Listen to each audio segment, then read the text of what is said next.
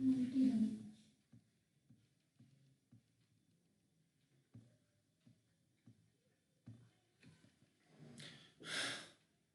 दोस्तों, मैं हूं अजीत कुमार। आप देख रहे हैं ड्रीम टेक एजुकेशन। आज के इस वीडियो में हम लोग क्लास 9th के natural vegetation and wild life वाले चैप्टर को कर रहे थे। उसी के ये तीसरा वीडियो है ना। और मैं सजेस्ट करता हूं कि जो भी नए दर्शक इस चैनल पे आए हैं वो इससे पहले लेक्चर 1 और लेक्चर 2 को जरूर देख लें, तो आपको सिलेबस कंप्लीट करने में आसानी होगी। आज की क्लास में हम लोग क्या पढ़ेंगे? आज की क्लास में हम लोग पढ़ेंगे माउंटेन फॉरेस्ट को। माउंटेन फॉरेस्ट के बाद हम लोग थोड़ा सा वाइल्ड लाइफ के बारे में समझेंगे। अगर हम लोग माउंटेन फॉरेस्ट की बात करते हैं, है ना, अगर माउंटेन फॉरेस्ट की बात करते हैं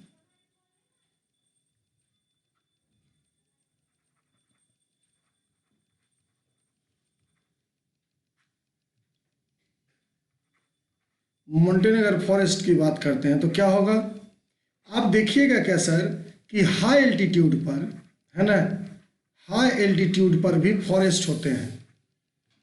इसी को हम लोग माउंटेन फॉरेस्ट कहते हैं। यानी कह सकते हैं in mountain area the decrease in temperature with increase altitude led to be corresponding change in natural vegetation. है ना, क्या क्या है? टेम्परेचर आपका डिक्रीज करता है जैसे जैसे आप ऊपर जाते हैं, है ना, और एल्टीट्यूड क्या होता है? एल्टीट्यूड इंक्रीज करता है। ये दोनों फैक्टर नेचुरल वेजिटेशन के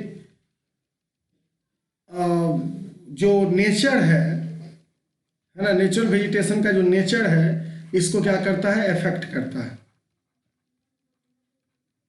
ठीक, इसको अफेक्ट करता है।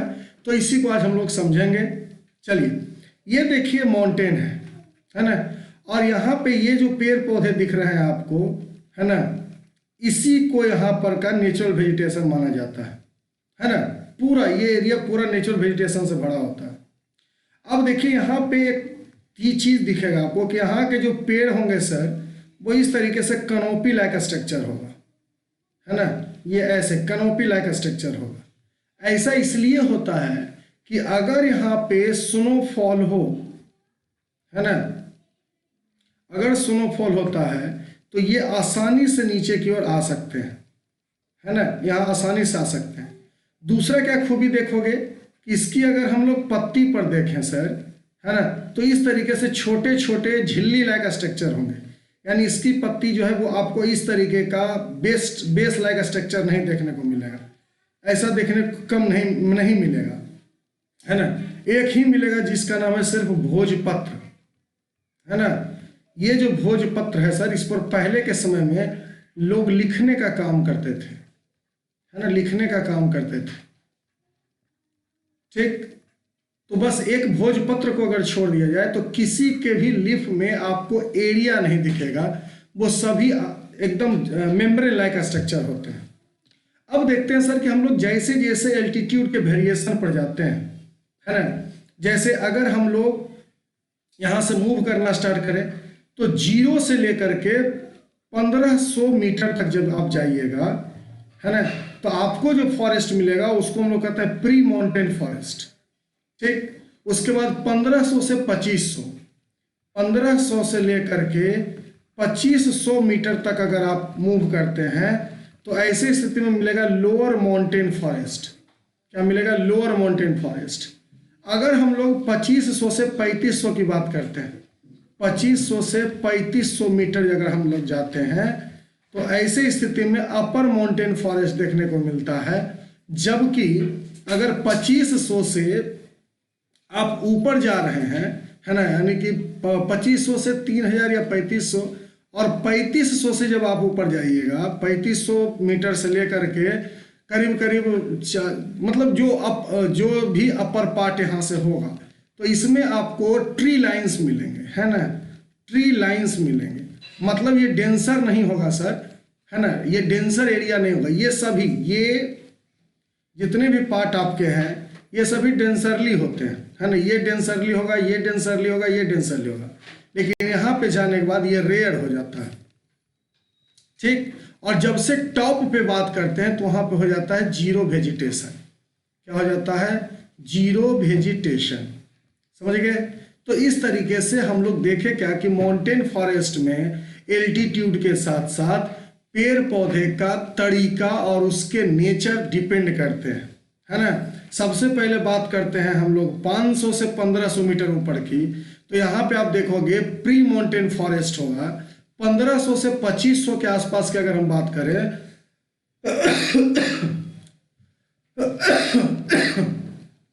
इसको लोअर माउंटेन फॉरेस्ट करते हैं।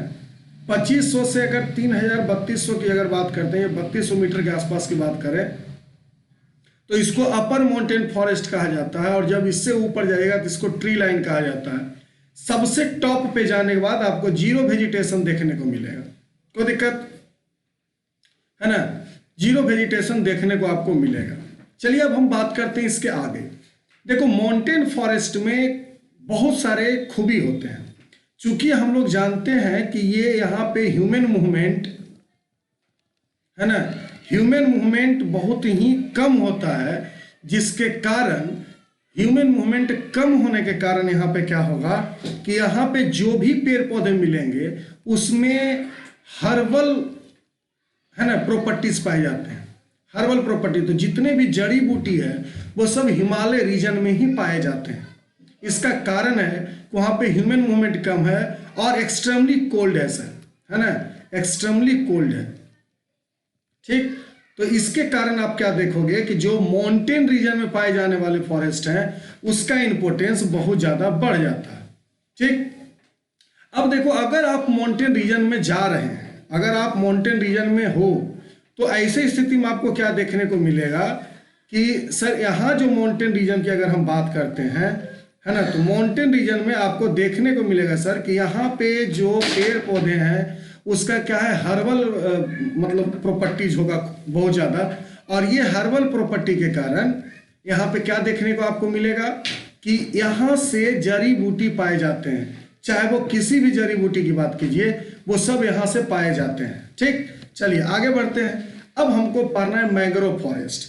देखो कॉमनली अगर हम लोग बीच वाला एरिया की बात करें, या जिसको हम लोग कहते हैं कोस्टल एरिया, है ना, कोस्टल एरिया।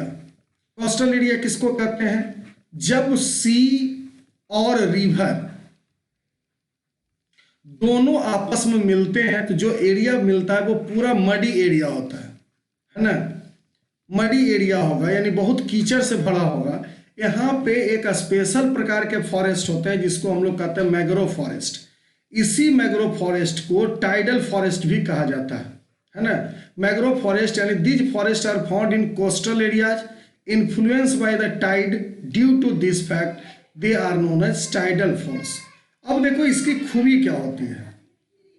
अगर हम किसी भी प्लांट के नेचर की बात करते हैं सर, तो दो ही तरीके के प्लांट होते हैं। एक होते हैं हाइड्रोफोबिक और एक होता है हाइड्रोफिलिक, है ना। एक होता है हाइड्रोफोबिक, अगर ज्यादा पानी मिलेगा तो ये हाइड्रोफोबिक प्लांट जो है वो डेड कर जाएगा। जबकि एक होता है हाइड्रोफिलिक, पानी मिलेगा सर तो ये खूब बढ़ेगा, है ना। ये जो प्लांट होंगे हाइड्रोफिलिक वाले वो क्या होंगे, खूब ज्यादा बढ़ते हैं।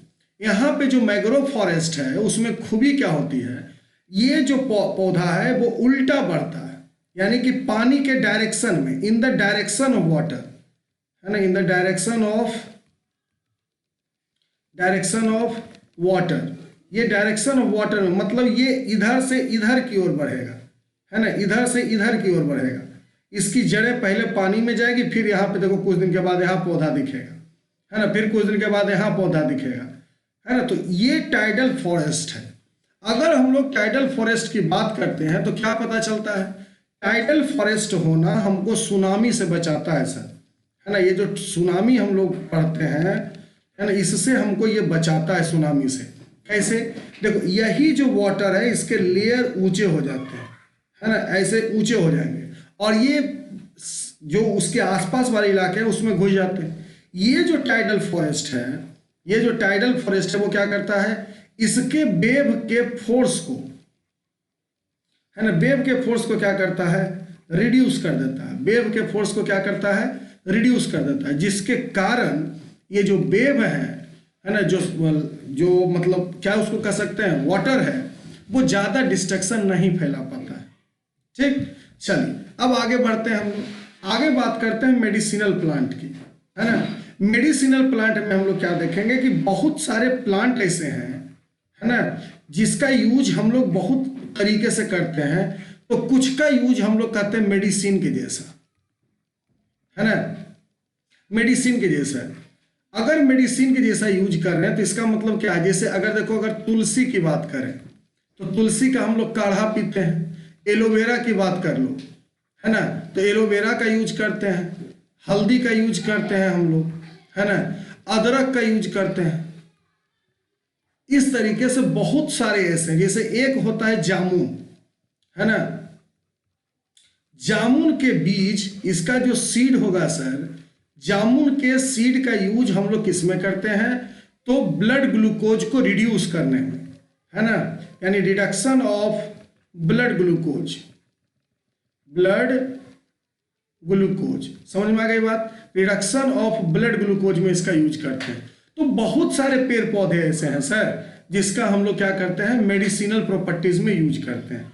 जैसे यहीं पे देख लीजिए, यहाँ पे ये जो पौधा है ना, ये जो पौधा है, इसको हम लोग एक स्पेशल नाम देते हैं, है ना। इसका नाम है ये कॉमनली जो हर्ट हो जाते हैं कोई लोग, है ना, या कहीं कट जाता है, तो इसके जूस को वहाँ पे लगा देने से ब्लड रुक जाते हैं।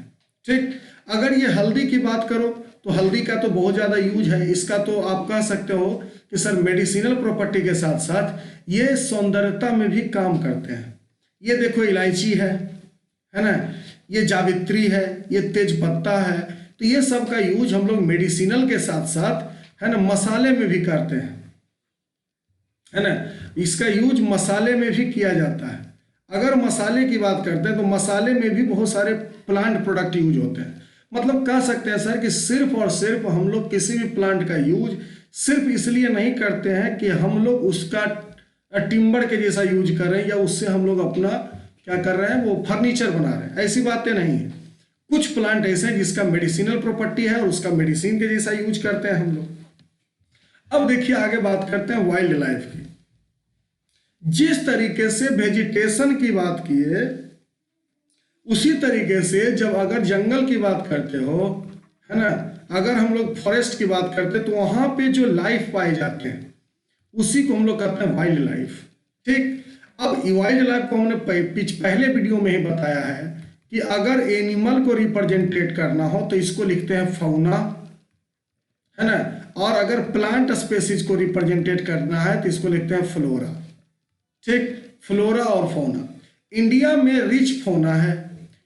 भारत में करीब करीब 90,000 प्रकार के एनिमल पाए जाते हैं। 2,000 प्रकार के वर्ड पाए जाते हैं, जो कि पूरे दुनिया का 13% है ना। उसी तरीके से करीब करीब 2546 प्रकार की मछली पाई जाती है, जो कि पूरे दुनिया का 12% है। 5 से 8% यहाँ पे रेप्टिलियन और एम्फीबियन पाए जाते हैं। तो मतलब कह सकते हैं कि इंडिया में बहुत बड़ा बायोडाइवर्सिटी देखने को मिलता है। इंडिया ओनली एक ऐसा देश है सर जहां टाइगर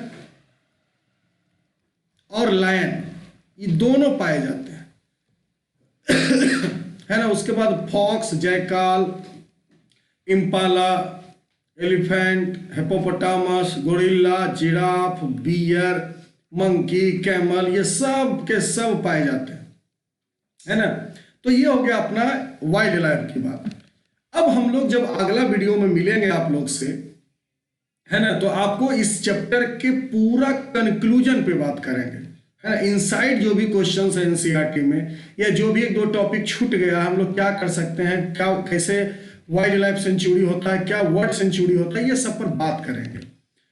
और बाकी वही चीज़ है कि अगर आप मेरे चैनल पर नए हैं तो आप मेरे चैनल को सब्सक्राइब करें और लाइक कमेंट जरूर करें। और 14 जनवरी के बाद, है ना, 14 जनवरी के बाद हम अपने चैनल पे आप लोगों को लाइव क्लास देंगे, है ना, लाइव क्लास देंगे। इसके लिए मेरा प्रिपरेशन चल रहा है। 14 जनवरी के पहले आप लोग को बता दिया जाएगा कि किस समय पे आप लोग को लाइव क्लास मिलेगा, और वो जो लाइव क्लास होगा एकदम ट्यूटोरियल होगा, A to Z क्वेश्चन को हम सॉर्ट आउट करते हुए आगे बढ़ेंगे। बाकी मैं हूं अजीत कुमार, साइन ऑफ।